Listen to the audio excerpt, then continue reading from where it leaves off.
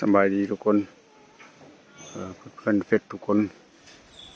นี่มันห่มมันคำชะโนดต้นคำชะโนดแล้วก็มีต้นเดือต้นอย่างโอ้เย็นดีหลายนี่เป็นเบิ่งไปไกลๆพุ่นแถวนี้มีแต่ต้นชะโนดแต่ยีรุมนี่เป็นน้ำนี่มีแต่หากไม้หรือว่าต้นชะโนดเป็นยั่งเกาะไปพอหลังตัวนี้มันเป็นหนองอ้อมนี่แหละที่บ้านดุงอำเภอบ้านดุงจังหวัดอุดรธานีต้นชะโนดเดี๋ยวนี้เด้อประเด็จสลามไหห้องยาง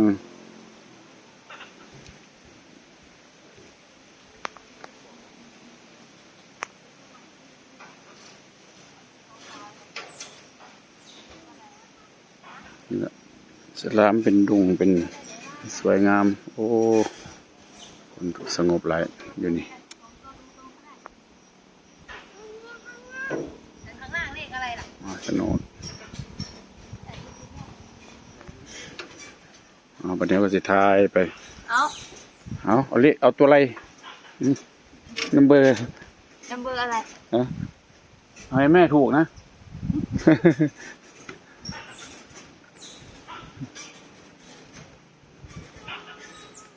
โอ้อันนี้เป็นอันนี้เป็นต้นต้นเดือโอบต้นชะโนดเด้อต้นเดือโอบต้นชะโนด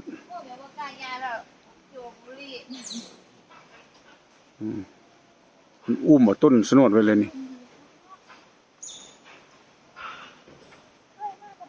โอ้สวยงามหลาย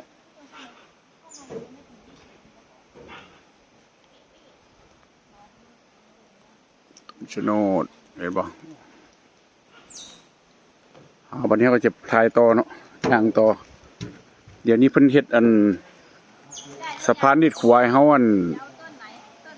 ให้เฮาได้ชมได้เบิ่งอ้อมดอนอ้อมนี่เลยอ้อมเกาะคำชะโนดเลยโอ้คำคุณเด้อ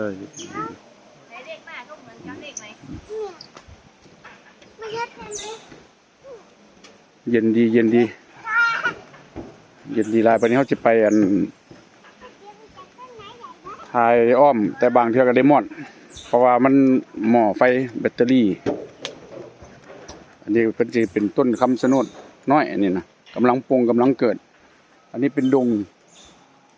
ย่างไปแก่ได้ก็โอ้สวยงามหลาย